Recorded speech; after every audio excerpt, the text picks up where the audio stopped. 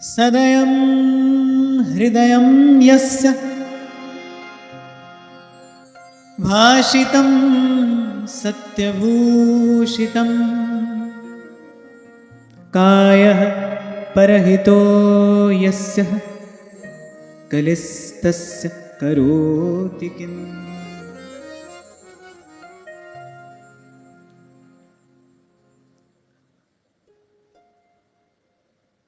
बड़ा सुंदर श्लोक है।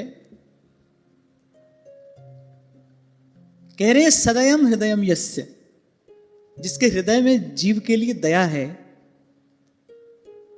भाषितम सत्य भूषितम, सत्य बोलता है और प्रिय बोलता है।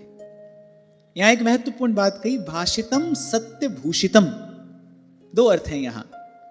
जिसकी वाणी सत्य से भूषित है और जिसका सत्य भी भूषित है। सत्य किससे भूषित होना चाहिए? मधुरता से। सत्यम ब्रूयात प्रियम ब्रूयात, सच बोलिए, लेकिन वो किसी के हृदय का वेधन करने वाला ना हो, किसी के लिए कष्टकर ना हो। अब कोई सोचे भाई सच्ची बात तो कड़वी होती ही है। अब ये पट्टी भी आपने यहीं से पढ़ी है और मैं तो सदा से ही आपको कहता हूं यहां सब उल्टी पट्टी पढ़ाई जाती है। बोले सच्ची बात तो कड़वी होती है, फिर सच तो कड़वा ही होता है। अच्छा, हमने खूब पन्ने पलटे, फिर ये वाक्य, ये सिद्धांत हमको कहीं मिला नहीं सत्य कड़वा होता है। कहीं ये वाक्य शास्त्र में, किसी पुराण में ये बात हमको मिली नहीं कि सच तो कड़वा ही होता है। ही और लगाया है यहां पर, आपके यहां आपने इसमें ही और लगाया है। बोले सच तो कड़वा ही होता है। कहां लिखा है? कहीं नहीं लिखा है।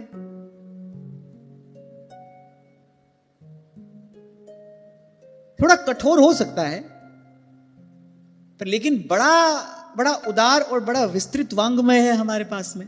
वांग्मय माने अनगिनत शब्द हैं। तो सत्यम ब्रूयात, और ये आज्ञा है प्रियम ब्रूयात, तो जिसकी वाणी सत्य और मृदुता माधुर्य से भूषित हो। एक बात सदा स्मरण रखने की है, आप किसी को गहरी से गहरी चोट यदि पहुंचा सकते हैं तो वो वाणी से पहुंचा सकते हैं, शब्द का दुरुपयोग करके। कठोर शब्द से आप किसी के मर्म को आहत कर सकते हैं, मर्माहत कर सकते हैं। इसलिए श्री सेवक जी महाराज ने भी ये सावधानी रखने को कहा है। बोले भजन करना, एक बात ध्यान रखना, दुखद वचन कबहू ना कहा है। किसी को दुख देने वाला शब्द, दुख देने वाला वचन ना कहना। क्यों? अब ऐसा क्यों है? क्योंकि शब्द ब्रह्म है। जिस भी ऊर्जा को शब्द दे रहा है वो सदा रहेगी। किसी ने कठोर शब्द कहा, वो आपको आज भी पीड़ा देगा, वो आपको बरसों बाद भी पीड़ा दे सकता है। किसी का कहा हुआ कठोर शब्द, कठोर वाणी, दुर्वचन, दुर्वाक्य, वो आज भी कष्ट का कारण बन सकता है और कई वर्षों बाद भी बन सकता है। वो एक ऐसा घाव दे सकता है जो शायद ना भरे। तो इस विषय में विशेष सावधान रहना चाहिए, किसी के भी कष्ट का कारण ना बने। फिर ढूंढे कैसे कैसे किसी को कष्ट पहुंच सकता है। तो उसमें ये बात बहुत सावधान रहने की है, बहुत सावधानी रखने की है। यहां पर बहुत सावधान रहना चाहिए कि दुखद वचन कबहू न कहाए, संतत सकल सुनहु चित लाए, श्री हरिवंश प्रताप जस। तो कहा सदयम हृदयम यस्य भाषितम सत्यभूषितम, सत्य बोलिए पर प्रिय बोलिए, मीठा बोलिए। और बोले जिसकी वाणी ऐसी है, जिसके हृदय में जीव के लिए दया है, जिसकी वाणी सत्य और मृदुता से, माधुर्यता से विभूषित है, और जिसकी काया परहित में लगी है, परोपकार में लगी है। बोले कलिस तस्य करोति किम, कलयुग उसका क्या बिगाड़ लेगा। बोले उसके लिए कोई कलयुग नहीं है, माने काल उसको कोई बाधा उपस्थित नहीं करता। जिसका जीवन ऐसा है, कल यहीं पर हमने चर्चा को विराम दिया था। आप एक बार संतों के मार्ग पर ईमानदारी से चल के तो देखिए। आप प्रयास पूर्वक अपने जीवन से छल कपट एक और करके आप इस सत्य के मार्ग का अवलंबन करके तो देखिए। सुख दुख की बात तो एक और रह जाती है भाई, फिर कोई दुखी कर ही नहीं सकता। कल यहीं पर मैंने चर्चा को विराम दिया था ना, ये घटना आपको सुनाते हुए किसी ने कहा कि क्षमा करना, आपका हृदय हमने दुखा दिया। मैंने कहा मेरे हृदय में जब तक मेरे हृदयेश विराजमान है तब तक उसको कोई नहीं दुखा सकता। आप क्या, कोई भी मेरा हृदय नहीं दुखा सकता। आप जो कहते हैं वो इस शरीर को कहते हैं। आप प्रशंसा भी करते हैं या आप निंदा या आलोचना जो भी आप करते हैं वो आप मेरी नहीं करते, वो आप इस शरीर की करते हैं, इस प्रतिभा की कर सकते हैं। निंदा भी और आलोचना भी मेरी नहीं है। मैं कौन हूं? मनोबुद्धिरहंकार चित्तानि नाहं न च श्रोत्र जिह्वे न च घ्राण नेत्रे न भूमिर्न व्योमस्न तेजो न वायु चिदानंद रूपः शिवोहम शिवोहम। और फिर जो मैं हूं वही आप हो। तो अगर आप निंदा कर भी रहे हो फिर आप अपनी ही कर रहे हो, मुझे उसमें बुरा क्यों मानना चाहिए? थोड़ी गंभीर बात है, मार्मिक है, थोड़ी सूक्ष्म है। इसको समझने के लिए थोड़ा समय भी चाहिए, इसको समझने के लिए धैर्य भी चाहिए, इसको समझने के लिए संयम भी चाहिए, और इसको समझने के लिए दीर्घ काल तक सत्संग तो चाहिए ही चाहिए। तभी होई सब संशय भंगा जब बहुकाल करिए सत्संगा। तो कहा जिसकी काया परहित में लगी है, जीव के प्रति जिसके हृदय में दया है और जिसकी वाणी सत्य और मृदुता से भूषित है, उन्हें कलिस्तस्य करोति किम, कलयुग उसका क्या बिगाड़ लेगा? उसके लिए सदा सतयुग है। और वैसे भी भाई जो पहुंच गया वहां, चांद सूरज जहां कौन न पानी को संदेश पहुंचा। अब ये बात तो हम कई बार कर चुके। प्रभावित करेंगे तो सुख दुख दोनों प्रभावित करेंगे। ऐसी कोई व्यवस्था नहीं है कि सुख से आप सुखी हो जाओ, दुख से आप दुखी ना हो, ऐसी कोई व्यवस्था नहीं। अगर आप बचेंगे तो फिर दोनों से ही बचेंगे, मुक्त होंगे तो द्वंद्व से ही मुक्त होंगे। एक रहा तो दूसरा रहेगा।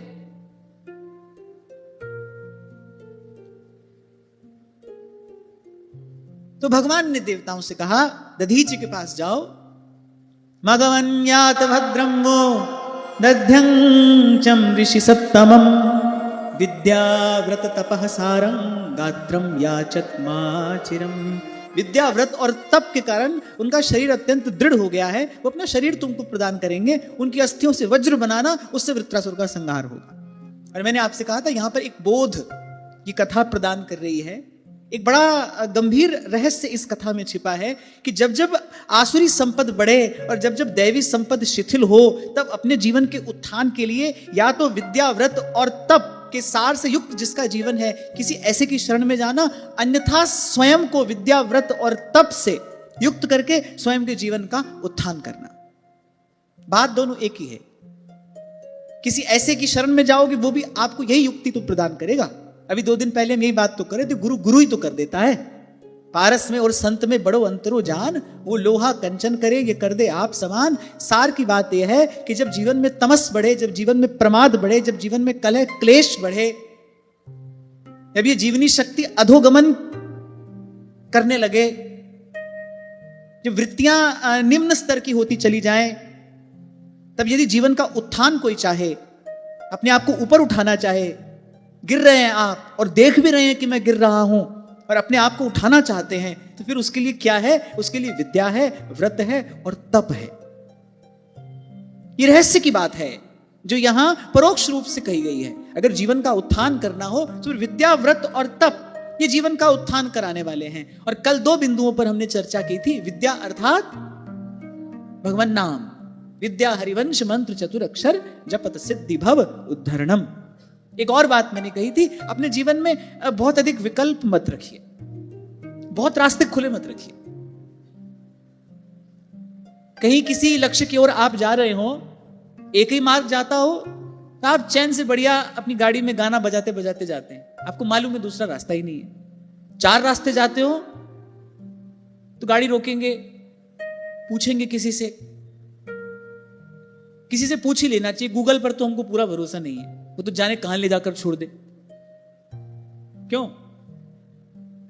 तो किसी से पूछ ही लेना चाहिए। पूछना पड़ेगा, थोड़ी उलझन है, मार्ग अधिक है तो उलझन है। एक ही मार्ग है तो भाई रास्ता ही एक है। अब जैसा भी है इसी पर जाना है। बढ़िया आप अपनी गाड़ी में बैठेंगे, मधुर मधुर संगीत बजेगा और आप चलते चले जाएंगे। तो बहुत अधिक विकल्प मत रखिए जीवन में। और जब बात विद्या की आए तो विद्या तो एक ही है। चाहूं जुग चाहूं श्रुति नाम प्रभाव, कली विशेष नहीं आन उपाय। भगवान नाम, कम से कम हमारे लिए तो यही विद्या है। अविद्या का नाश करने वाला कौन है? राम नाम मणिदीप धरी, जीह दे हरि द्वार। तुलसी भीतर बाहरों, जूं चाहस उजियार। कोई भी हो भाई, बालक हो, युवान हो, वृद्ध हो, विरक्त हो, गृहस्थ हो, कोई भी हो, कहीं पर भी हो, मैं तो आपको यही कहूंगा कि बहुत अधिक सुनने समझने की भी आवश्यकता नहीं है। अगर इतनी बात समझ में आ जाए कि मेरो मन राम ही राम रटे रे, जन्म जन्म के खत जो पुराने, नाम ही लेत फटे रे। बस मेरो मन राम ही राम रटे। भगवान नाम की शरण में रहिए, बस नाम का आधार लिए रहिए, नाम का आश्रय छूट नहीं जाए। यही परम विद्या है। सब विद्याएं यहीं से ही उद्भूत हुई हैं। सारी विद्याएं भगवान से ही तो प्रकट हुई हैं, और भगवान भगवान के नाम में बैठे ही है। राम नाम में राम को सदा विराजित जान। अच्छा, और ऐसा जानकर जपने वाले को शीघ्र प्राप्ति होगी, जो ये जानकर जप रहा है। अब वृंदावन का वास तो बहुत कर रहे हैं, पर ध्रुवदास जी कह रहे हैं कि भजन रसमयी विपिन धर, समझ बसे जो कोई, प्रेम बीज तिहि खेतते तब ही अंकुर होए। अगर ये समझकर कोई यहां बसे, अगर प्रतीति युक्त भजन हो, तो उसकी सिद्धि शीघ्र होती है। तो राम नाम में राम को सदा विराजित जान। ऐसे हमारी जिह्वा पर जब श्री हरिवंश नाम आए, तो ललिताधिक श्यामा अरशाम, श्री हरिवंश प्रेम रस धाम, नाम प्रगट जग जानिए। ऐसा जान मानकर नाम जपना है, नाम रटना है, नाम को गाना है, नाम को ध्याना है, नाम की शरण में रहिए। आप सदा सुरक्षित हैं, सर्वदा। चौगिर्द हमारा रामकार, दुख लगे ना पाई, रत्ती वाव न लग गई, पार ब्रह्म सरनाए। तो विद्या क्या है? भगवान नाम, और व्रत परोपकार। और मैंने कल निवेदन किया था आपसे, इस व्रत का कभी जीवन में पारण ना हो। जिस व्रत का पारण हो जाए वो साधारण व्रत है, साधारण फल देने वाला है। और मैं बहुत सोच विचार कर मनोयोग पूर्वक की बात कह रहा हूं। जो अल्पकाल के लिए लिया जाए, इसका पारण कर लिया जाए। देखो, अभी 2 दिन पहले हम बात कर रहे थे, साधारण अर्थात जो जन्मे और मरे, जो उत्पन्न हो और नष्ट हो जाए, आरंभ हो और समाप्त हो जाए, वो साधारण है। और जो ना उपजे ना बीन से संतन सुखदाई, कहे मलूका जान के मैं प्रीत लगाई। जो ना उपजे ना बिन से, जिसका ना आरंभ हो ना अंत, वो विशेष है। तो अगर आपका व्रत भी आरंभ और अंत वाला है, तो फिर साधारण की ही कोटि में तो आया। और जब व्रत साधारण है, तो फिर उसका प्रसाद भी, उसका परिणाम भी साधारण ही होगा। तो परोपकार जीवन व्रत हो, इसका पारण ना हो। एक और बात, यत्तदग्रे विषमिव परिणामे अमृतोपम। भगवान ने सन्मार्ग के लिए ऐसा कहा है। बोले आरंभ में तो ये कठिन होता है, बोले पर परिणाम इसका अमृतोपम, अमृत के समान है। ऐसे ही जब अपने हिस्से का सुख किसी के लिए छोड़ोगे, तो पहले तो गुरुजनों की बात मानकर ही ऐसा करना पड़ेगा। मन की इच्छा नहीं होगी, क्योंकि मन तो स्वार्थ में लिप्त है ना। मन तो अपना सुख चाहता है, सत्कर्म भी करता है, उसके मूल में भी कहीं पुण्य का लोभ है, कभी मुझे कुछ मिलेगा इसके बदले, ऐसा लोभ छिपा है। तो इससे सर्वथा मुक्त होकर जब आप इस ओर बढ़ने का प्रयास करेंगे, तो पहले तो गुरुजनों की बात मानकर आपको ऐसा करना पड़ेगा। परंतु यदि गुरु के वचन में निष्ठा रही, तो फिर एक दिन राम आते हैं। यदि गुरु के वचन में किसी की निष्ठा है, तो उसको ढूंढते ढूंढते भगवान आते हैं। फिर आप देखोगे कि आपको परोपकार में रस स्वरूप भगवान का अनुभव होने लगेगा, आपको उसमें सुख मिलने लगेगा, आपको आनंद आने लगेगा। और जैसे ही जैसे ही देने में सुख मिलने लगे, बांटने में आनंद आने लगे, समझना प्रेम प्रभु ने आपको छू लिया है, आपको स्वीकार कर लिया है, आपकी स्वीकृति हो गई है। जब इसमें आपको सच्चा सुख मिलने लगे, वास्तविक सुख मिलने लगे, तो विद्या है भगवान नाम और व्रत क्या है? परोपकार। और कल आपसे मैं कह रहा था ना भाई, संतों का परोपकार ना हो तो हम यहां तक कैसे पहुंचे? आप सोचिए, एक बार इस बात का विचार करिए, जहां किसी की भी गति नहीं है, एक छत्र रस का, आनंद का, प्रेम का साम्राज्य है। चंद्र मिटे, दिनकर मिटे, मिटे त्रिगुण विस्तार, दृढ़व्रत श्री हरिवंश को मिटे न नित्य विहार। वहां से प्रिया प्रियतम की प्राण प्यारी वंशी इस भौतिक जगत में अवतरित होती है। एक साधारण साधक भी जो थोड़ा सजग हो गया है सत्संग की कृपा से, उससे भी पूछो, कहेगा नहीं भाई हमको दोबारा संसार में नहीं आना। जिसकी साधना का उत्तर पक्ष नहीं केवल पूर्व पक्ष ही अभी सिद्ध हुआ है, जिसको केवल संसार की असारता का, दुख रूपता का बोध हुआ है, वो भी कहेगा भाई नहीं यहां नहीं आना, फिर से इस संसार में नहीं आना। उस संसार में वो प्रिया प्रीतम की प्राण प्यारी वंशी प्रकट होती है। किस लिए? अरे परोपकार देह धर्णम, केवल परोपकार के लिए। कितना कष्ट संत सहते हैं, किसके लिए? परोपकार के लिए। बहुत बार प्रश्न करते हैं लोग कि बड़े पहुंचे हुए संतों को भी हमने बड़ा कष्ट सहते देखा है। आपने कष्ट सहते तो देखा, आपने कभी यह विचार नहीं किया ऐसे जीवन मुक्त महापुरुष क्यों कष्ट सहते हैं? हम लोगों के लिए कष्ट सहते हैं।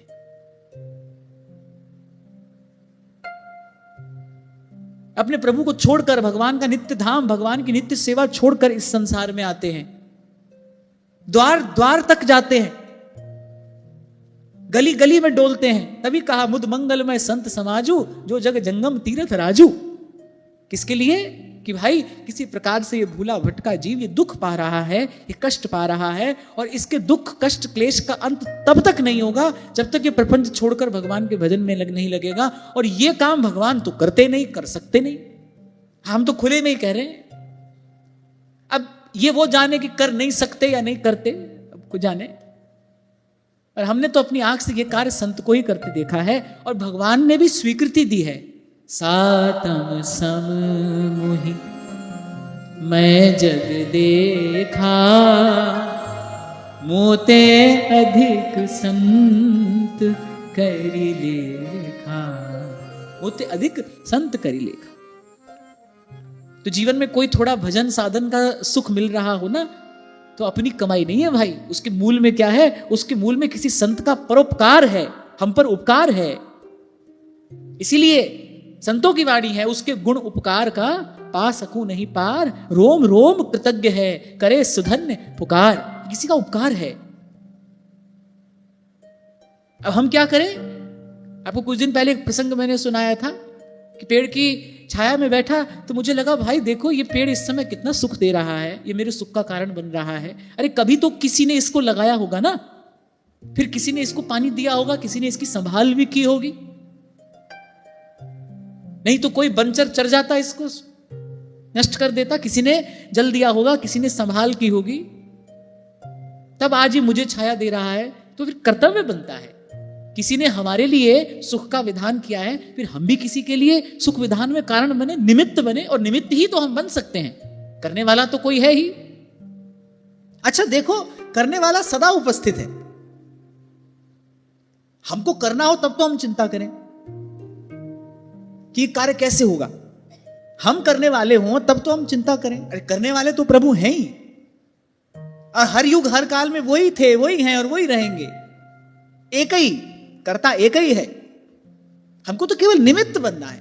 हमको तो केवल अपने आप को निमित्त बना के प्रभु के चरणों में प्रस्तुत करना है कि लीजिए प्रभु मुझसे कराइए आप अपना कार्य, मैं उपस्थित हूं,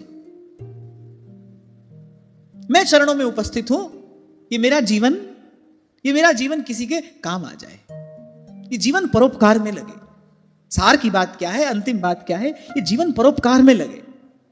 और एक और बात सदा स्मरण रहे, वस्तु या व्यक्ति का संग्रह आपको कभी राग और द्वेष से मुक्त नहीं होने देगा, आपको कभी प्रपंच से मुक्त नहीं होने देगा। इसलिए कल आपको मैं कह रहा था, संत सूत्र रूप में बड़ी गहन गंभीर बात कह जाते हैं, समझदार को संकेत पर्याप्त होता है। श्री स्वामी शरणानंद जी महाराज ने यह कहकर बहुत बड़ी बात कही। मान लो सारों का सार एक वाक्य में कह दिया, भाई इस विषम संसार से मुक्त होना है ना, इसकी सेवा कर दो, आप धीरे धीरे इससे मुक्त होते चले जाओ, इसके बीच में रहते हुए इससे मुक्त। ये जो जीवनी शक्ति है, जो ऊर्जा है, आपकी इंद्रियों में जो शक्ति भगवान ने दी है, मन बुद्धि के पास जो सामर्थ्य है, उसको परोपकार में लगाइए। इसके लिए क्या करना होगा? सबसे पहले पवित्र संकल्प करना। तन्मे मनः शिव संकल्पमस्तु।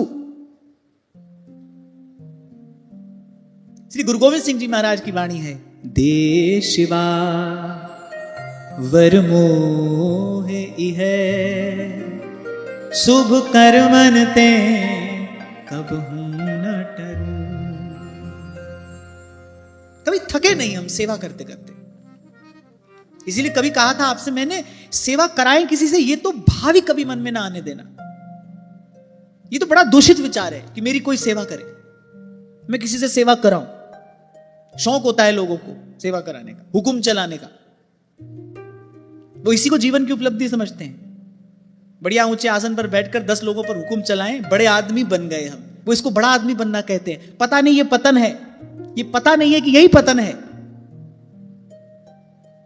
ये मानव होने के स्तर से नीचे गिरना है, क्योंकि मानव जीवन, और ये बात कोई मेरा व्यक्तिगत विचार नहीं है, मैं नहीं कह रहा हूं, ये बात तो शास्त्र का वचन है। शरीरमाद्य खलु धर्म साधनम, ये मनुष्य का शरीर धर्म साधन के लिए मिला है, और परहित सरस धर्म नहीं भाई।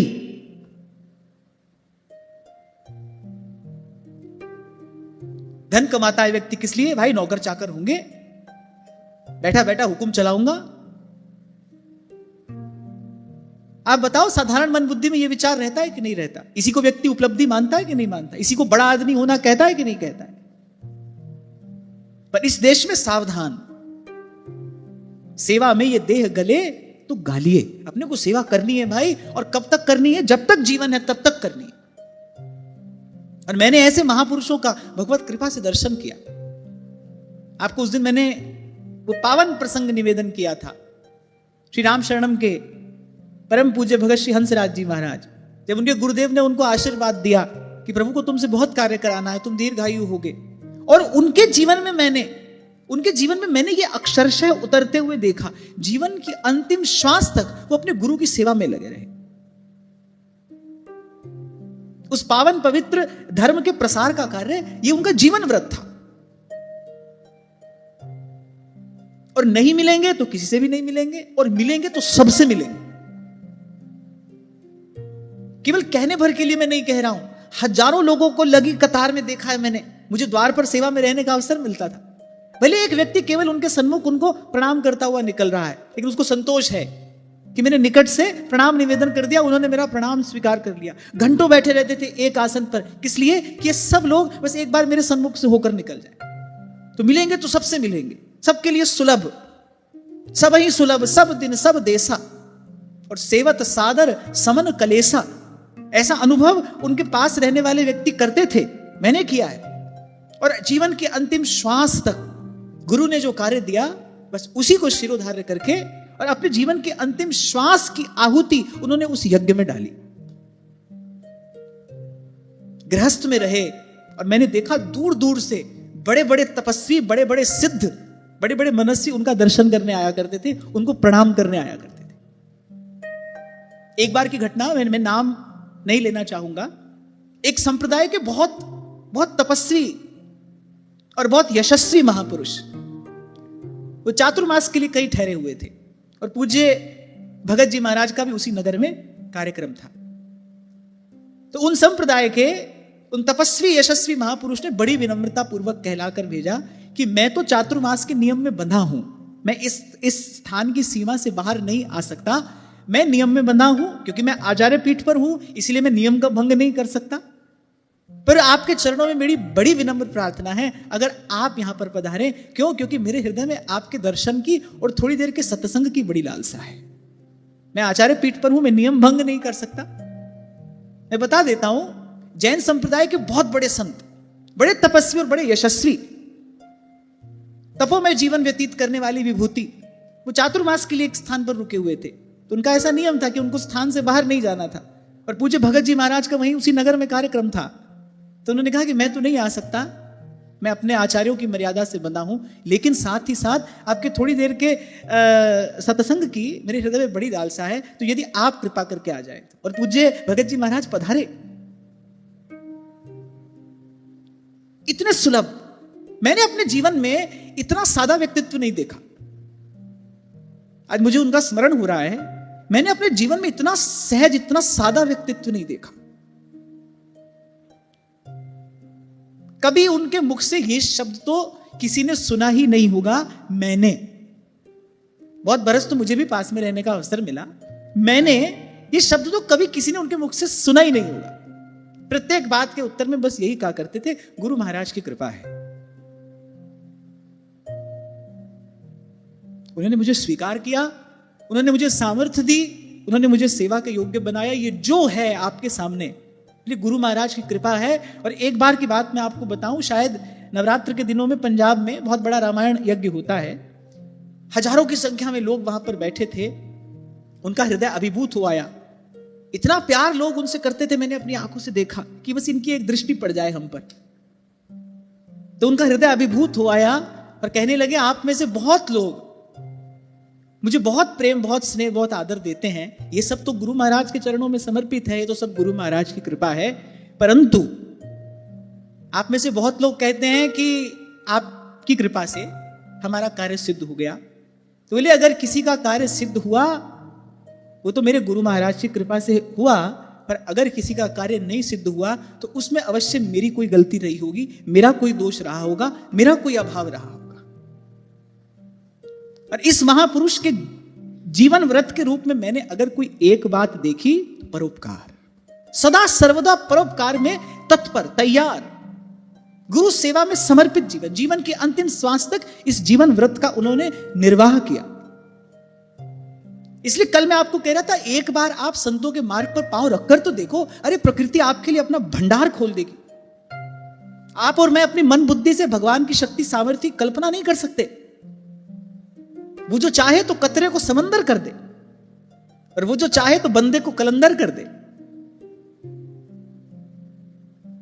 तभी सूरदास जी भाव में भरकर कहते हैं, चरण कमल वंदौ हरि राई, चरण कमल वंदो हरि राई, जाकी कृपा पंगु गिरि लंघई, जाकी कृपा पंगु गिरि लंघई, रंक चले सिर छत्र धराई, रंक चले सिर छत्र धराई, चरण कमल वंदो हरि राई, चरण कमल वंदो हरि राई, बहिरो सुने मूक पुनि बोले,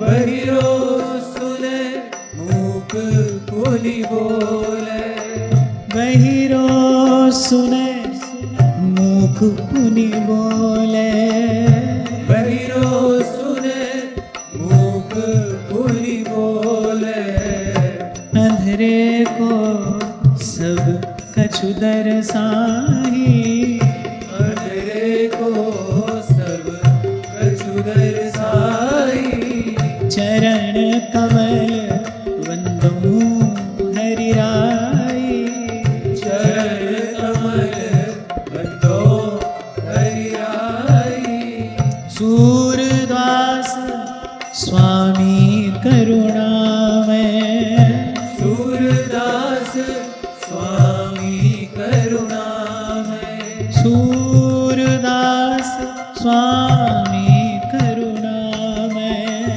सूरदास स्वामी करुणामय, बार बार वंदो तिहि पाई, बार बार वंदो तिहि पाई, चरण कमल वंदो हरि राई, चरण कमल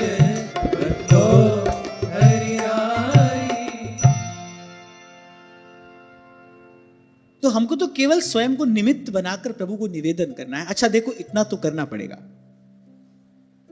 आप यूं भी देखें, घर में लाख वस्तु पड़ी हो, वस्तु पड़ी है, वस्तु है, अब भगवान तो मांगते नहीं, लेकिन वही वस्तु आप स्वयं जाकर प्रभु के चरणों में निवेदन कर दो, वो आपको प्रसाद बनाकर लौटा देते हैं। आपके पास है, वो तो नहीं मांग रहे। हाँ, वही वस्तु आपने जाकर निवेदन कर दी तो प्रभु ने उसके सब गुण दोष हर लिए, उसको प्रसाद बनाकर आपको दे दिया। ऐसे ही आप अपने आप को भी देखो। अब वो मांगने तो आएंगे नहीं। 2 दिन पहले यही आपसे कह रहा था ना, आप कहोगे भाई जब भगवान भजन कराएंगे तब करेंगे, जब भगवान बुलाएंगे तब जाएंगे। ऐसा वो क्यों करेंगे? ऐसा उनका स्वभाव ही नहीं है। किसी से कुछ अपेक्षा ना रखना, ऐसा तो प्रभु का स्वभाव है। वो तो किसी से अपेक्षा नहीं रखते। कोई उनसे रखे तो उत्तर अवश्य देते हैं। प्रभु का स्वभाव समझना पड़ेगा। इसीलिए महादेव ने कहा, उमा राम स्वभाव जिन जाना, ताहि भजन तज भावना। प्रभु का स्वभाव समझना पड़ेगा। प्रभु को देखो, एक सुभाई, उनका एक स्वभाव है। पहली बार चलकर नहीं आएंगे वो। पहला कदम आपको बढ़ाना है, और वही बड़ा कठिन है, क्योंकि जिसके लिए बढ़ाना है वो आंख से दिखाई नहीं पड़ रहा, कान से सुनाई नहीं पड़ रहा। सुनी सुनाई बात है, संतों से सुना है। जिसके लिए पहला कदम बढ़ाना है, सब छोड़कर, वो आंख से दिखाई नहीं पड़ रहा, कान से सुनाई नहीं पड़ रहा, कभी छूकर देखा नहीं, कभी महसूस नहीं किया उसको। उसके लिए पहला कदम बढ़ाना है। और यही सबसे बड़ी बाजी है जो भक्त खेल जाता है। वो जो अलग है, दिखाई नहीं पड़ रहा, पर निरंजन है, निर्मल पावन पवित्र कर देने वाला है, जिसका स्मरण भक्त उसके लिए लगा देता है जीवन की बाजी एक बार। तभी कहने वाला कहता है, लगन तुमसे लगा बैठे, अब जो होगा देखा जाएगा। अब तो भाई जो हमने करना था सो कर दिया, अब तो हृदय आपको निवेदन कर दिया। यहां भी लिखने वाले ने क्या खूब लिखा है, मोहब्बत हमने माना जिंदगी बर्बाद करती है, पर यह क्या कम है कि मर जाने में दुनिया याद करती है। देखो किसको याद करते हैं हम यहां, किसको याद करते हैं बैठकर। मैं तो आद्योपांत संतों की वाणी ही गाता हूं। श्रीमद् भागवत भी संत वाणी ही तो है, भगवान वेद व्यास की रचना ही तो है। जो प्रेम करके अमर हो गए, जो इस प्रेम का अमृत पीकर अमर हो गए। अच्छा देखो, प्रेम के अमृत को संसार विष कहता है। भेजने को तो संसार ने बाईसा के पास में विष भेजा, मीरा ने उसी को अमृत जानकर पिया। और कहने वाला कहता है, घड़ा पक्का था यकीन मान कच्चा था, पर इश्क मीरा और शाम वाला सच्चा था। यानी मिली मौत से गले वो जब हंस के, जिंदगी करीब हो गई। और उसी क्षण मीरा अमरत्व को प्राप्त हो गई, जब प्राण प्रियतम के नाम पर उस गरल को, उस विष को पी लिया, और प्रसन्नता पूर्वक मुस्कुराते हुए। बड़ी बात थी। जो विष लाने वाली है वो स्वयं कह रही है ये विष है। भुलावे में नहीं पिया था, कहीं कोई ये सोचे, क्योंकि राणा जी ने तो चरणामृत कहकर भिजवाया था। कोई सोचे कि मीरा जी ने चरणामृत के भुलावे में पी लिया। ना, वो जैसे ही पात्र अपने मुख से लगाने लगी, उदाबाई का भी हृदय कांप गया कि कैसी निर्मल निश्चल जीवात्मा को मैं सता रही हूं, मैं भगवान की ऐसी भक्ता को सता रही हूं, इस कुल का कैसे हित होगा। तब उदा को चेत आया कि मुझे राणा जी को जाकर समझाना चाहिए कि वो क्यों इस उपक्रम में लगे हैं। हाथ पकड़ लिया उन्होंने, बोले आप मत आरोगी, ये विष है। अरे अभी तो आपने कहा चरणामृत है, लेकिन नहीं राणा जी ने विष भेजा है। मीरा जी ने कहा आपने थोड़ी देर कर दी बताने में, मैं मन ही मन अपने गिरधर गोपाल के चरणों में इसको निवेदन कर चुकी। जलहू भूल ना पीजिए, बिन लीने निज नाम, ध्रुवदास जी हमको सिखा रहे हैं। मीरा जी जैसा भक्त, वो भगवान नाम स्मरण किए बिना, अपने इष्ट आराध्य का चिंतन किए बिना कुछ भी अपनी जिह्वा पर कैसे रख सकता है। कि अब तो मैंने अपने गिरधर गोपाल के चरणों में निवेदन कर दिया, और आपने कहा विष है, होने दो, ये शरीर तो यूं भी जाना है, कम से कम प्रेम भक्ति का निर्वाह करते हुए तो जाए। तो कोई ये ना सोचे कि भूल से विष पिया था मीरा ने। ना, जो विष लाई थी उसने बता दिया था कि यह विष है, विष ही था और भयंकर विष था। पर कौन मिटाए उसे जिसको राखे पिया कौन मिटाए उसे, जिसको राखे पिया सब दुख दूर हुए, जब तेरा नाम लिया। और मुझे तो लगता है भाई, ये जीवन की भेंट जीवन धन के चरणों में निवेदन करने का अवसर भी किसी बड़भागी को ही मिलता है। बरसों से हम कह रहे हैं, सुनने वाले सुन रहे हैं, कोई बड़भागी तो होता है ना भाई, जिसके जीवन में एक क्षण आता है कि ये जीवन जीवन धन के चरणों में समर्पित करने का अवसर मिल जाए, ये जीवन जीवन धन पर न्यौछावर करने का सौभाग्य सुयोग बन जाए। ये अवसर कितनों को प्राप्त होता है। पर मैं ये बात कह रहा था कि ठीक है, दूर से देखोगे तो लगेगा कितना कष्टों से भरा रहा जीवन। कल भी मैं कह रहा था, लोग पूछते हैं भगवान के भक्तों को इतना कष्ट क्यों मिलता है। अरे भगवान के भक्तों से जाकर पूछो, उनको कोई कष्ट नहीं, उनके भगवान के होते उनको कोई कष्ट नहीं है। आपको दिख रहा है वो, पर मान भी ले तुम्हारी बात तो मोहब्बत हमने माना जिंदगी बर्बाद करती है, पर ये क्या कम है कि मर जाने पे दुनिया याद करती है। एक भक्त का ही तो स्मरण किया जाता है, दो ही तो स्मरण करने योग्य है, भक्त और भगवान। भजबे को दो ही सुघर, कह हरि दास। ये प्रेम का कौतुक है। वो यहां भी किसी को छू ले, वो यहां भी अगर किसी को छू ले तो कुछ देर के लिए तो कमाल हो ही जाता है। कभी कभी ऐसे शब्द मिल जाते हैं जिन शब्दों में सार होता है, जिन शब्दों में सार छिपा रहता है।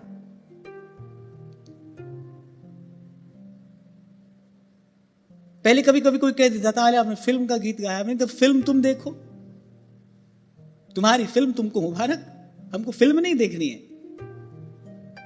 और फिर यूं तो भाई फिल्म ही है ये, कौन फिल्म नहीं देख रहा है।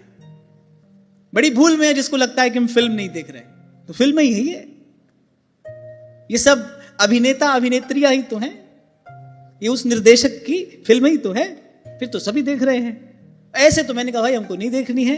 हाँ, काम की बात कहीं मिल जाए तो सार सार को गही रहे और थोथा दे उड़ाए। कूड़े के ढेर पर सोने का सिक्का पड़ा हो तो नहीं उठाओगे। यहां भले बहुत बड़े धर्मात्मा बनो, मिल जाए तो उठा लोगे, कह दो उठा लेंगे ना। बस ऐसे ही सार वस्तु कहीं से भी प्राप्त हो, प्रभु को बड़ा प्रिय है, कमल नयन को कमल प्रिय है, तो कीचड़ में उतर कर निकालने वाला निकाल कर लाता है ना प्रभु को निवेदन करने के लिए। ऐसे ही हाँ, ये कौतुक प्रेम देव का मैं अवश्य देखता हूं। मैंने आपसे कहा था वो सर्वतंत्र स्वतंत्र है। कब कहां वो अपनी आभा प्रभा प्रकट कर दे, ये कोई कह नहीं सकता। झोपड़ी में भी हो सकती है, महल में भी हो सकती है, और उसकी सामर्थ्य है। आज वो प्रसंग याद आ रहा है मुझे, संतों का दर्शन किया, एक वेश्या का मन पवित्र हो गया। मन में भाव आया इन संतों की कुछ सेवा कर दूं। धन लेकर पहुंच गई, उसी के बगीचे में संतों की जमात ठहरी थी, धन लेकर पहुंच गई। अब वो भी साधु थे, उन्होंने कहा भाई ऐसे तो हम स्वीकार नहीं कर सकते, किसका धन है, कैसे आया है, इसका स्रोत क्या है। अब उसने कहा भाई संत मिले हैं, झूठ तो नहीं कहना चाहिए, सच्ची बात कह दी, साहस किया और सच्ची बात कह दी। एक बार तो संत दुविधा में पड़े, इससे पहले ना कहते उस वेश्या ने कहा आप भी अस्वीकार कर दोगे फिर मेरा क्या होगा, फिर संतों की महिमा क्या है, फिर आपको तीर्थराज क्यों कहा गया है। संत ने देखा कि भाई कोई संस्कारी जीव है, पूर्व के किसी कर्म के कारण इस स्थिति में आ गिरा है तो संस्कारी जीव। स्वीकार किया, बोले ठीक है, सीधे सीधे धन तो नहीं लेंगे, श्री रंगनाथ भगवान का मुकुट बनाओ, भगवान को धारण कराएंगे। और संत का कार्य भी यही है, आपको निमित्त बनाकर आपको भगवत सेवा में निवेदन कर दे। मुकुट बना बड़ा सुंदर, उसने भी बड़े भाव चाव से रच पच कर रंगनाथ भगवान का मुकुट बनवाया। संत के मन में जाने क्या आई, बोले तुम भी संग चलो। अब मंदिर के द्वार पर पहुंची और रजस्वला हो गई। अब ऐसी स्थिति में क्या किया जाए, अब ऐसी स्थिति में क्या किया जाए। पश्चाताप हुआ, बड़ी ग्लानि की देखो यहां आया कर्म सन्मुख, जीवन भर का जो कर्म किया था, जो दुष्कर्म मैंने किए थे, जो विषय सेवन किया, बोले देखो ये घड़ी आ गई जीवन में, संत तो ले जा रहे थे भगवान के चरणों तक, द्वार पर रुक जाना पड़ा। पर भगवान भी भगवान ही ठहरे। अभी मैंने कहा वो सर्वतंत्र स्वतंत्र ईश्वर है, नीचे ही ऊंच करे मेरा गोविंद। और कहा काहू पे ना डरे, उसको किसी से डर नहीं है, किसी से भय नहीं है। और कोई योगी यति तपस्वी सन्यासी जोग जग करता रहे तो करता ही रहे, वो घूम कर देखे भी नहीं। अब वहां तक की स्थिति जब देखी तो संत के मन में भी आया कि भाई अब इससे आगे तो मैं कुछ नहीं कह सकता। ठीक है, तुम यही द्वार पर रहो, मैं मुकुट निवेदन करके आता हूं। भगवान ने कहा उसी को बुलाओ, उसी के हाथ से मुकुट पहनेंगे। तो भाई प्रेम है, ये उसका कौतुक है, ये उसकी महिमा है, और यही उसकी महामहिमा है, यही उसको विशेष बनाता है। इसीलिए कभी आपसे मैंने कहा था, श्री कृष्ण अगर गोपियों को स्वीकार करते हैं तो श्री कृष्ण उस कुब्जा को भी अस्वीकार तो नहीं करते, उस त्रिवक्रा को भी स्वीकार तो भगवान ने कर ही लिया। भले कोई उसको कुछ भी कहता रहा, आज तक भी कहते हैं, आज तक भी कहते हैं। कहीं किसी ने उसको अभागी कहा, कहीं किसी ने उसको मूढ़ कहा कि कृष्ण मिले, और फिर भी इस भाव से कृष्ण को चाहा, इस भाव से कृष्ण का भजन किया, पर कृष्ण ने अस्वीकार नहीं किया। तो प्रेम है। और एक और बात मैं तो कहूंगा कि साधक को आंख कान खुला रखना चाहिए।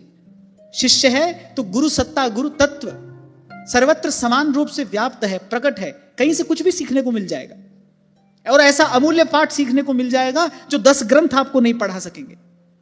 वो ऐसे ही चलते फिरते, यदि आप शिष्य हो तो आपका गुरु आपके संग है, आपके साथ है, वो कहीं पर भी आपको कोई अमूल्य पाठ पढ़ा देगा जो जीवन की अंतिम श्वास तक ज्योति स्तंभ बना रहेगा। तो इतना ही हमको करना है, वो मांगने नहीं आएंगे। हाँ, पर अगर आप ले जाओगे भाव से स्वयं को तो वो अस्वीकार भी नहीं करेंगे। दोनों ही बात है, ये भगवान का स्वभाव है। हम प्रभु के स्वभाव की कुछ बात कर रहे थे। प्रभु को देखो, एक सुभाई, वो आपसे मांगने नहीं आएंगे कि चलो उठो हमारा भजन करो, पर तुम अपने आप को निवेदन करने के लिए जाओ, तुम ये जीवन पुष्प उनके चरणों में चढ़ाने के लिए जाओ, वो आपको अस्वीकार भी नहीं करेंगे। और अपनी ओर तो देखना ही नहीं, कैसे भी हो। अच्छा, मुझे तो लगता है कि ये बात भी ऐसी कहने भर की है कि कोई कैसा भी है, सब जानते हैं सब कैसे हैं, एक ही जैसे हैं। कौन कैसा है? जीव कैसा है? स्वभाव तो दुष्ट ही है स्वभाव से। ये तो कहने भर की बात है कि भले बुरे सो तेरे, वस्तु तो सब जानते ही है कि सब कैसे हैं। तो जैसे भी हैं स्वीकार करते हैं भगवान, यही उनकी भगवत्ता भी है। मैं कहूंगा यही उनका ऐश्वर्य भी है, यही उनका माधुर्य भी है, यही उनका प्रभाव भी है, और यही उनका स्वभाव भी है। उमा राम सुभाव जिन जाना, ताहि भजन तज भावना आना। इसलिए मेरे गोस्वामी जी नेत्रों में जल भर कर कहते हैं, मेरे अस प्रभु दीन बंधु हरि कारण रहित कृपाल। अब मैं कहकर आगे बढ़ूं, इतना तुमको करना पड़ेगा। इस बुलावे में अपने आप को मत रखना, भगवान जब भजन कराएंगे तब करेंगे, जब भगवान सेवा कराएंगे तब करेंगे। ये पहला कदम उठाना। और मैं तो कहता हूं इसका सबसे शुभ मुहूर्त आज है, अभी है। ये पहला पग उठाना, संतों की बात का भरोसा करके, गुरुजनों की बात पर विश्वास करके, ये प्रथम पग उठाना, ले जाना ये जीवन जैसा भी है, ये जीवन समर्पित चरण में तुम्हारे। हाँ भाई, हम तो डंके की चोट पे कहते हैं हम बुरे हैं, और आपके स्वीकार किए बिना आज तक कौन भला हुआ है? आपके स्वीकार किए बिना आज तक कौन भला हुआ है, और किसका भला हुआ है, और कैसे भला हुआ है? कोई बताए हमको। जब तक भगवान स्वीकार ना करे, जब तक प्रभु ना अपनाए इस जीव को, तब तक कौन भला हुआ है, किसका भला हुआ है, कैसे भला हुआ है? बारी मत है घृत होई बरु, और सिकता ते बरु तेल। ये तो हो सकता है,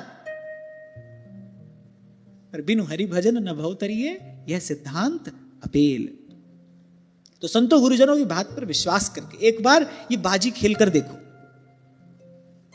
लोग साधु महात्माओं के पास लॉटरी का नंबर मांगने जाते हैं, बोले बाबा कौन सा नंबर लगाएं? एक बार ये बाजी खेल कर देखो ना, संतों गुरुजनों के कहने पर एक बार ये बाजी खेल कर देखो। जाओ प्रभु से कहो, प्रभु ये जीवन समर्पित चरण में तुम्हारे। आपसे कहा था मैंने, भगवान ने अर्जुन के रथ की डोर अपने हाथ में ली नहीं थी, अर्जुन ने रथ की डोर भगवान के हाथ में दी थी। दी तो उन्होंने स्वीकार किया। प्रेम के बस अर्जुन रथ क्यों। देवता जिनकी सेवा को लालायित रहते हैं पर पाते नहीं, इंद्र को जिनकी चरण चौकी को केवल अपने मुकुटाग्र से स्पर्श करने का अधिकार है, बस इससे अधिक नहीं। वो अनंत कोटि ब्रह्मांड नायक। और सूरदास कह रहे हैं, प्रेम के बस अर्जुन रथ क्यों भूल गए ठकुराई सबसे ऊंची प्रेम सगाई, सबसे ऊंची प्रेम सगाई। भूल गए ठकुराई। ठकुराई भूल कर ही तो उस स्थान पर बैठे। अच्छा, हम जैसा व्यक्ति भी सोचता है भाई जो काम हमारे इससे आया है उसको अच्छे से अच्छे तरीके से करने का प्रयास करें। और मुझे लगता है कि व्यक्ति को ऐसा सोचना ही चाहिए, भाई जो काम हमारे इससे आया है उसको हम अच्छे से अच्छे करें। फिर वो तो भगवान है, बोले अब रथ का सारथी बनाया है। भगवान ने झट से हनुमान जी को भी कहा, बोले तुम भी बैठ जाओ वहां। अच्छा, हनुमान जी ने भीम से भी कह दिया था, जब भीम से उनका मिलन हुआ ना युद्ध से पहले, तो उनसे भी कहा, बोले तुम तो वैसे भी मेरे अनुज हो, मैं भी पवन पुत्र हूं, तुम भी पवन पुत्र हो, तुम तो वैसे भी अनुज हो। तो हनुमान जी ने कहा था, तुम जब गर्जना करोगे ना युद्ध में, असल में भीतर की बात है आपको बता रहा हूं, ठाकुर जी ने हनुमान जी को कहा कि आप ऊपर बैठना, पर कहा कि लेकिन मौन बैठना, क्योंकि ये त्रेता नहीं है, द्वापर है। वो जो हुंकार आपने लंका में भरी थी, बोले वो हुंकार यदि आपने यहां महाभारत के युद्ध क्षेत्र में भर दी तो बोले इन सब का हृदय विदीर्ण हो जाएगा, युद्ध उसी समय समाप्त हो जाएगा, तो आप चुप बैठना। अब बहुत बढ़िया क्रिकेट का मैच हो रहा हो, फुटबॉल का मैच हो रहा हो, खिलाड़ी तो बेचारे सावधान होकर खेलते हैं, पर आप स्टेडियम में देखा है आपने कैसा वातावरण होता है, लोग चिल्लाते हैं, सीटी बजाते हैं, हल्ला, उसके बिना भी कोई खेल देखने का आनंद है। हनुमान जी ने कहा, लो आप हमको बैठा भी रहे हो यहां, तो कह रहे हो चुप बैठना। फिर हनुमान जी ने कहा, अच्छा ठीक है बैठेंगे, अब आपकी आज्ञा है, पर हम एक वचन भीम को दे चुके हैं। क्या? बोले जब भीम हमसे मिले थे वहां केदार खंड में, हिमालय में, तो हमने इनको एक वचन दे दिया था। हम जानते थे कि अवसर आने वाला है, तो हमने भीम को वचन दे दिया था कि जब भीम गर्जना करेंगे तो मैं उनकी गर्जना को शतगुना कर दिया करूंगा, जिससे केवल गर्जना ही सुनकर ये जो शत्रुओं की सेना है बोले इनके हृदय विदीर्ण हो जाएंगे। तो इतना अवसर तो आप हमको दीजिए, यूं तो हम चुप ही बैठे रहेंगे, लेकिन जब ये मेरा अनुज गर्जना करेगा ना, तब मैं इसको वचन दे चुका हूं, तब उसकी गर्जना में मैं अपनी गर्जना जरूर मिलाऊंगा। ठाकुर जी मुस्कुरा दिए, ठीक है भाई, अपना मान टले टल जाए पर भक्त का मान न टलते देखा। अब तुमने आशीर्वाद दे दिया है, तुमने वचन दे दिया है, तो कार्य तो पूरा होगा। ठाकुर जी ने स्वीकृति दे दी, बोले नहीं तो चुप बैठे रहना, केवल चुप बैठकर देखना, केवल आप बैठ जाओ, आपके बैठने मात्र से ये रथ विजय रथ हो जाएगा, ये ध्वज विजय ध्वज हो जाएगा आपके बैठने मात्र से। तो केवल सारथी बनकर बैठे नहीं, जिसके रथ के सारथी बने उसको विजेता बनाया, उसको विजय श्री दिलाई। मैं ये कह रहा था कि वो फिर जो कार्य अपने हाथ में लेते हैं फिर उसको बहुत बढ़िया से करते हैं, पूर्णता से करते हैं। पूर्ण है ना स्वभाव है उनका, पूर्णता से वो कार्य करते हैं। हाँ, पर चलकर अपनी जीवन रथ की डोर आपको देनी पड़ेगी उनके हाथ में। ये प्रभु आप संभालिए, मैं शरणागत हूं, नाथ थारी शरणी आए हो जी, मैं शरण में आया हूं, शरणागत हूं, प्रपत्त हूं।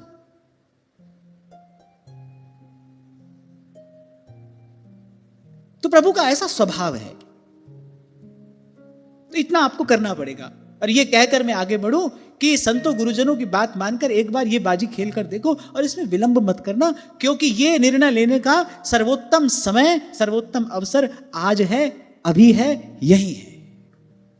ये जीवन समर्पित चरण में तुम्हारे, तुम ही मेरे सर्वस्व, तुम ही प्राण प्यारे, जहां नाथ रख दोगे, जैसे नाथ रख दोगे, मैं वैसे रहूंगा, जहां ले चलोगे वही मैं चलूं। और वैसे भी मोटी बुद्धि से भी सोचो, परिश्रम गाड़ी चलाने वाले को करना पड़ता है कि बगल में बैठने वाले को? आज के समय में तो driving is not any more a pleasure, it's a stress. गाड़ी चलाना आज के समय में तो झंझट का काम है भाई। जैसा भीड़ भाड़ है आज बाहर, बड़ा झंझट का काम है, बड़ी मेहनत का काम है। और वो करने को तैयार हैं, बोले भाई मेहनत का काम हम करेंगे, तुम आराम से बैठो। हाँ, इतना भगवान ने कहा था कि मैं जो कहूं उसमें किंतु परंतु मत करना, क्योंकि भगवान जानते हैं पांडवों का स्वभाव। युधिष्ठिर से जब मैं कहूंगा कि बोलो अश्वत्थामा मारा गया, वो किंतु परंतु करेंगे, तो भगवान ने अर्जुन से कहा तुम किंतु परंतु मत करना, मैं तुम्हारी बात में किंतु परंतु नहीं करूंगा। दायां घुटना लगाओगे, मैं रथ दाईं ओर ले जाऊंगा, बायां लगाओगे बाईं ओर ले जाऊंगा।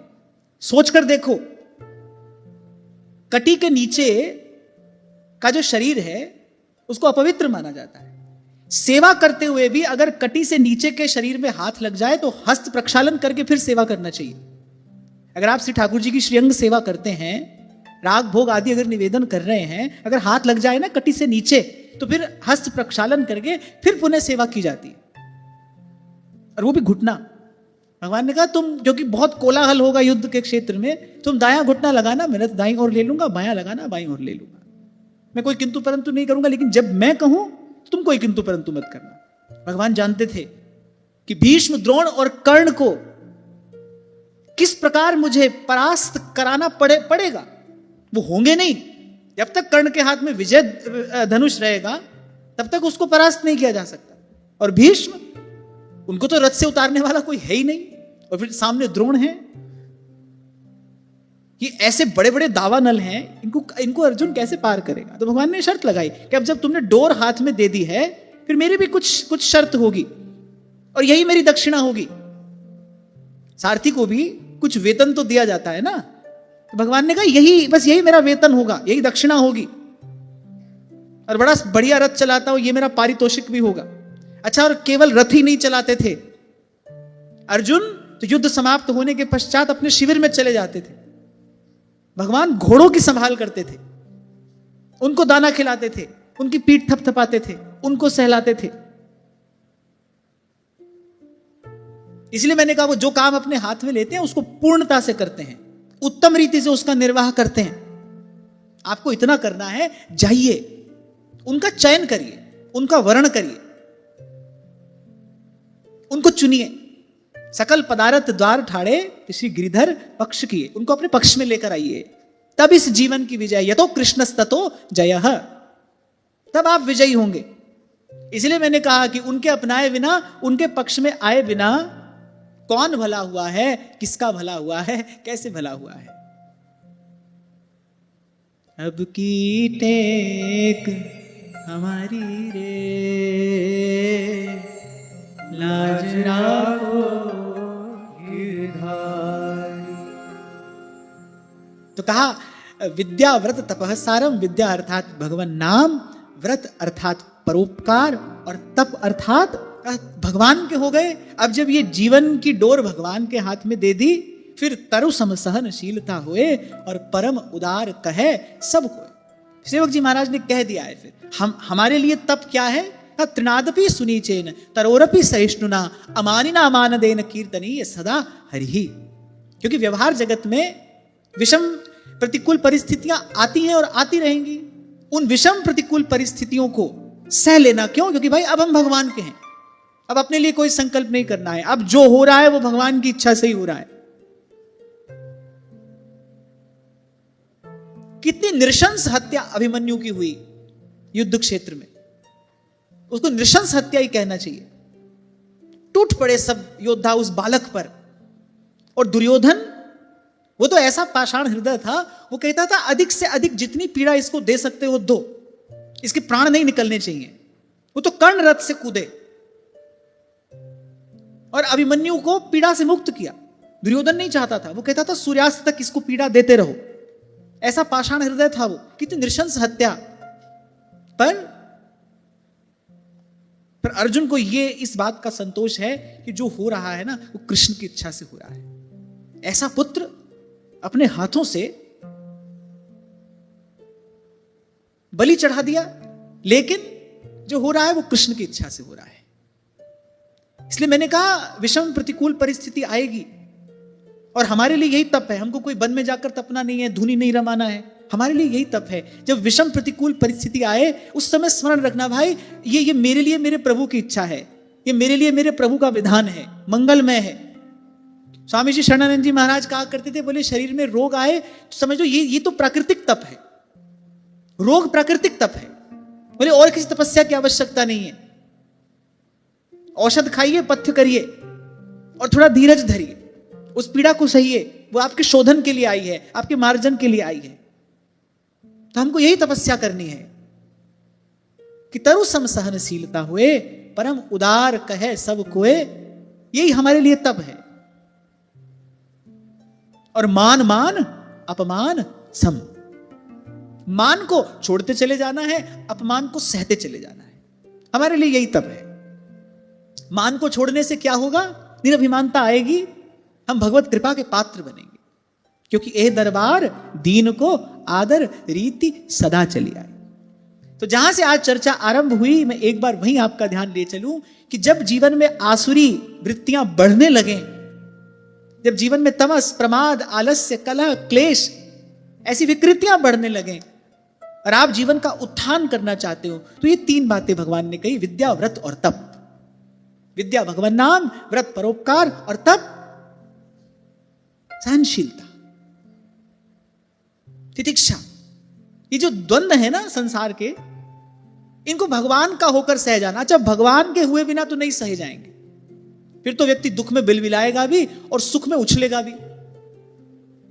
पर जब कोई भगवान का हो जाए हृदय से, जब ये डोर दे दी प्रभु के हाथ में, जो करावे सोई करना,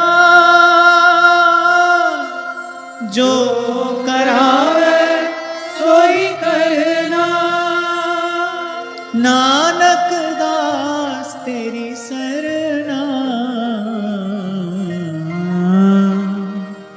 प्रभु डोरी हाथ तुम्हारे।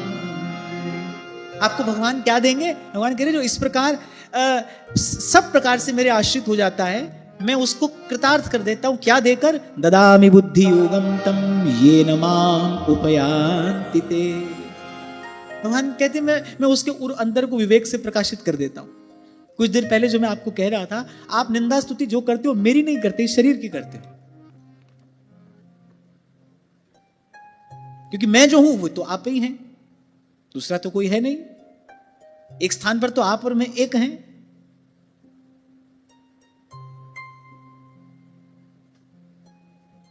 फिर भगवान ये बुद्धि योग प्रदान करते हैं।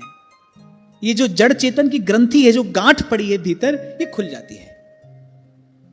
फिर प्रेम नगर में रहनी हमारी, संत भले कहीं भी रहता दिखाई पड़े, पर प्रेम नगर में रहनी हमारी, और चारों दिशा जगीरी में। तभी कबीर ने गाया है, हमन गुरु नाम साचा है। गुरु ने जो हमको नाम मंत्र सूत्र दिया है ना, उसी को सत्य जान मानकर हमने जीवन में धारण कर लिया है। हमन गुरु नाम साचा है, हमन को होशियारी क्या। अब क्या बुद्धि लगानी है? तो ये बड़ा मूल्यवान सूत्र यहां पर प्राप्त होता है। तो विद्या, व्रत और तप, इसका आश्रय लेना, आप देखोगे जीवन का उत्थान होने लगेगा, जीवन साधारण से विशेष होने लगेगा।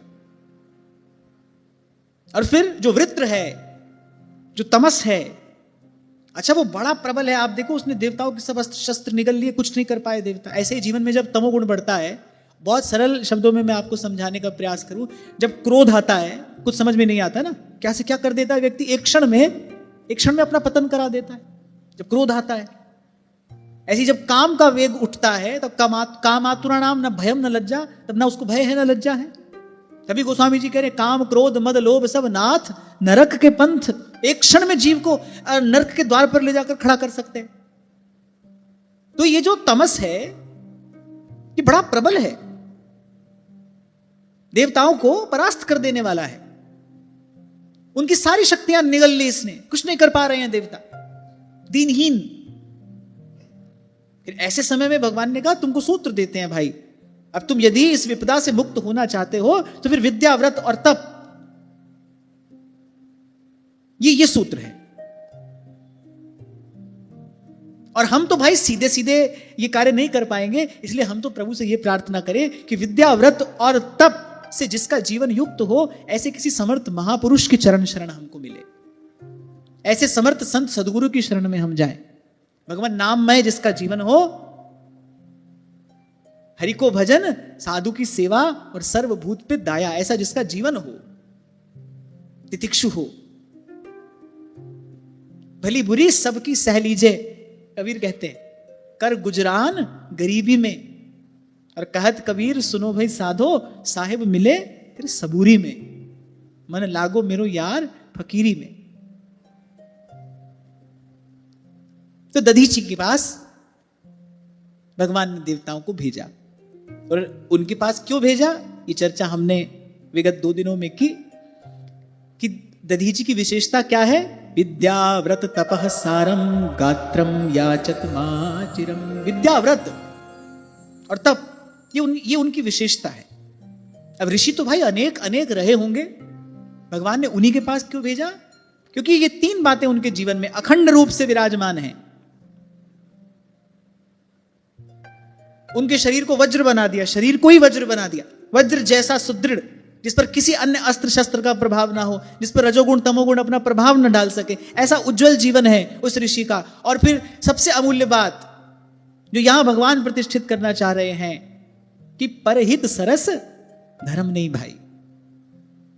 वृत्रासुर अधर्म है, और यतो धर्मस ततो जयः, जाओ धर्म की शरण में जाओ। धर्म क्या है? परोपकार धर्म है, और ऐसा परोपकारी बोले महर्षि दधीची हैं, जाओ उनके पास जाओ।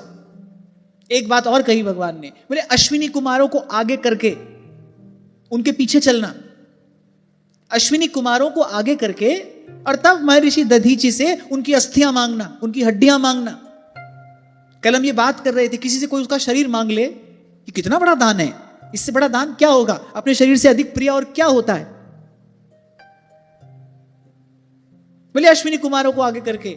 क्यों?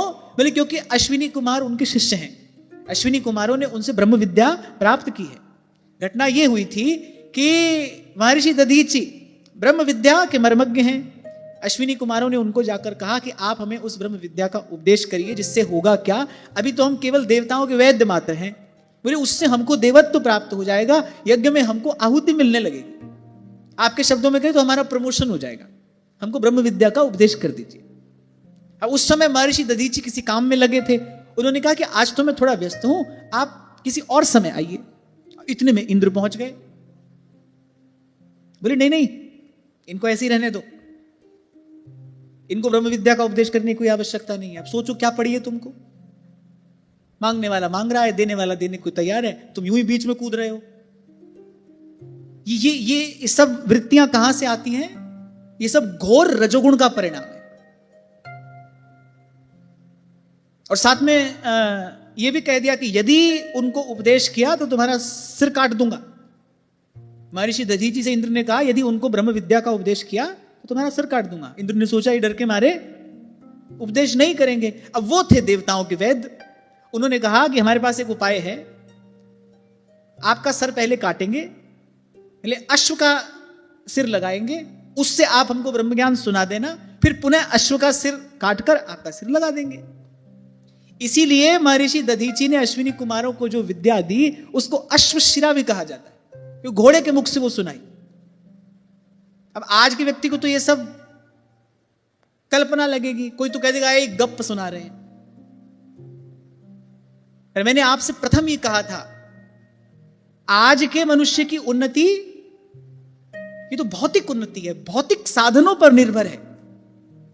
कितना ही योग्य, मैं छोटा सा उदाहरण ही दे रहा हूं, कितना ही योग्य डॉक्टर क्यों ना हो, पर उसको चिकित्सा के लिए उपकरण चाहिए कि नहीं चाहिए? अब मान लो किसी की सर्जरी करनी है तो एक वेल इक्विप्ड ऑपरेशन थिएटर चाहिए कि नहीं चाहिए? तो आज के मनुष्य की जो उन्नति है वो पदार्थ पर आश्रित उन्नति है, बिना पदार्थ के वो कुछ नहीं कर सकता। लेकिन हमारे ऋषि मुनियों के पास जो बल था वो तप का और मंत्र का बल था। जो कुछ है वो उनके कमंडल के जल में है। जो शक्ति है वो मंत्र में निहित है। वो जहां एक सीख पर अगर ब्रह्मास्त्र का संधान कर देंगे तो सीख ही ब्रह्मास्त्र हो जाएगी। और वहां तक पहुंचने के लिए आगे नहीं, मनुष्य को थोड़ा पीछे देखना पड़ेगा।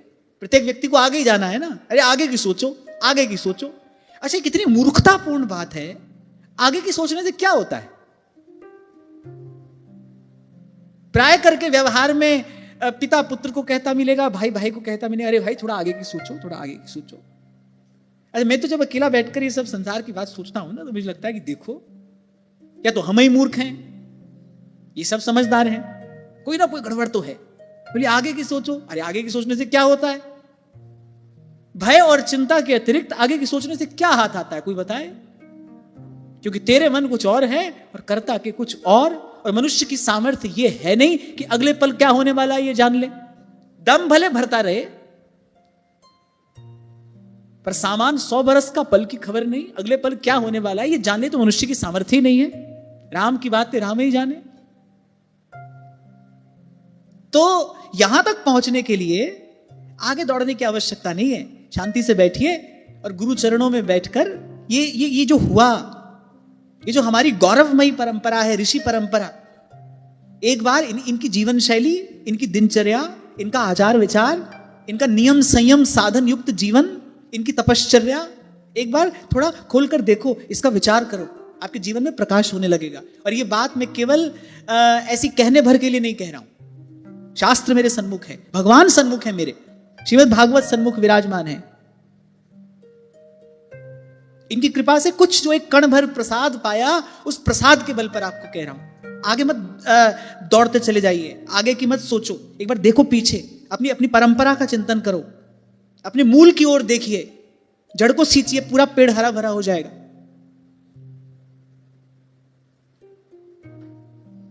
और यही घटना घटी।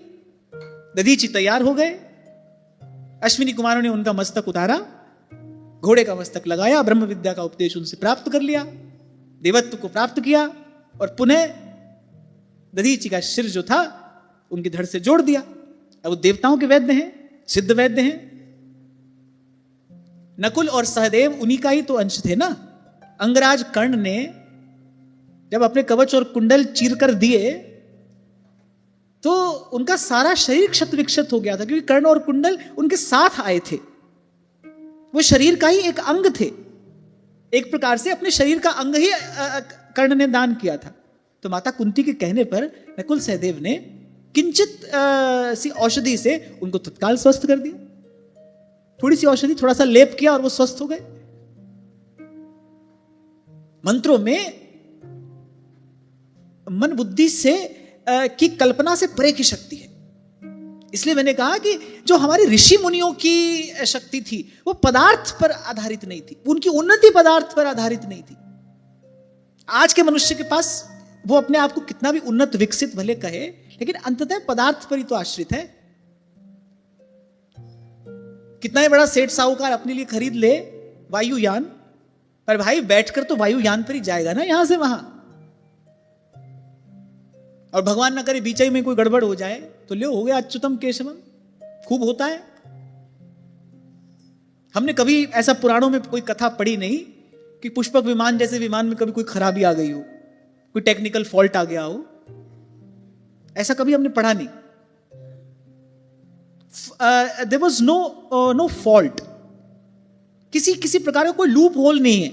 ऐसी विद्या है, ऐसी सामर्थ्य है, भूल नहीं हो सकती। इसीलिए ये सब अद्भुत है।